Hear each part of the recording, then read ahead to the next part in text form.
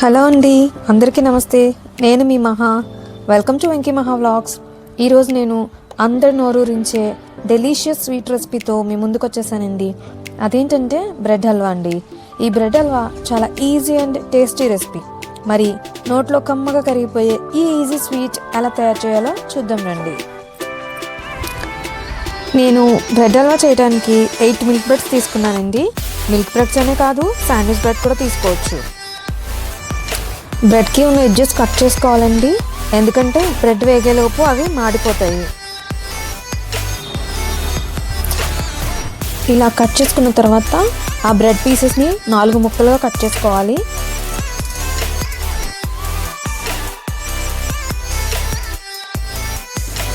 Stove on చేసి 2 కప్పుల పాలు కాంచి చల్లారి పెట్టుకోవాలండి. తర్వాత యాలకులు దంచి పక్కన పెట్టుకోవాలి. అలాగే జీడిపప్పు ముక్కలుగా కట్ చేసుకుని పెట్టుకోవాలి. అలాగే ఎండు ద్రాక్ష కూడా తీసుకోవాలి, మరియు సారపప్పు కూడా తీసుకోవాలి. స్టవ్ ఆన్ చేసుకుని ప్యాన్ పెట్టుకుని నూనె కానీ నెయ్యి కానీ వేసుకోవాలండి. మేమైతే నూనె వేసుకున్నాము.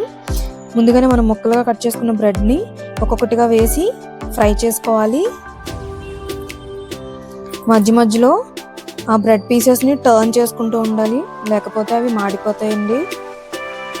మంచి గోల్డెన్ బ్రౌన్ కలర్ వచ్చే వరకు వాటిని వేయించుకోవాలి.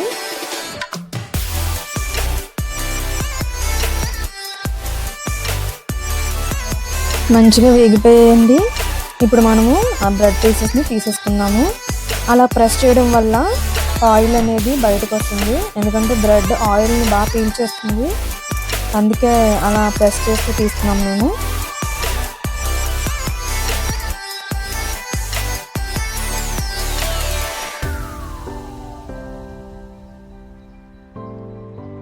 స్టవ్ ఆన్ చేసుకుని ప్యాన్ పెట్టుకుని కొంచెం నెయ్యి వేసుకుందాము. నెయ్యి కొద్దిగా కాగాక జీడిపప్పు వేసి వేయించుకోవాలి. జీడిపప్పు కొద్దిగా వేగాక ఎండు ద్రాక్ష కూడా వేసి వేయించుకున్నాము.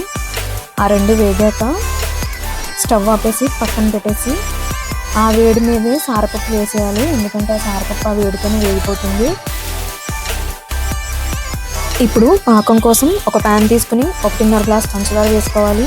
అదే సేమ్ క్వాంటిటీతో 1.5 గ్లాస్ నీళ్లు పోసుకొని మరిగించుకోవాలి. పంచదార కరిగి లైట్ స్టిక్కీ పాకం వస్తే సరిపోతుందండి, తీగ పాకం అవసరం లేదు. ఆ తర్వాత మనం వేయించి పెట్టుకున్న బ్రెడ్ స్లైసెస్ని వేసి బాగా ఉడకనివ్వాలి.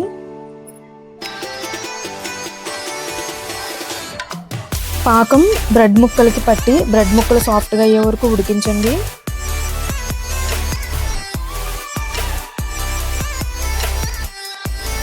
బ్రెడ్ ముక్కలు సాఫ్ట్ అయ్యాయండి. ఇప్పుడు కాంచి చల్లార్చిన పాలు వేసుకోవాలి.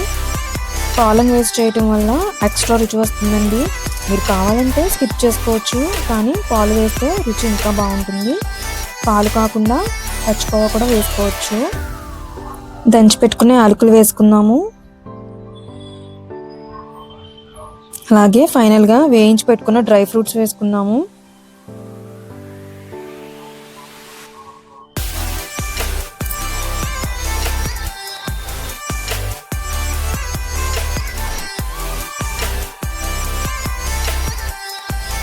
బ్రెడ్ హల్వా దగ్గర పడే వరకు కలుపుకుంటూ ఉండాలండి, లేకపోతే మాడిపోతుంది.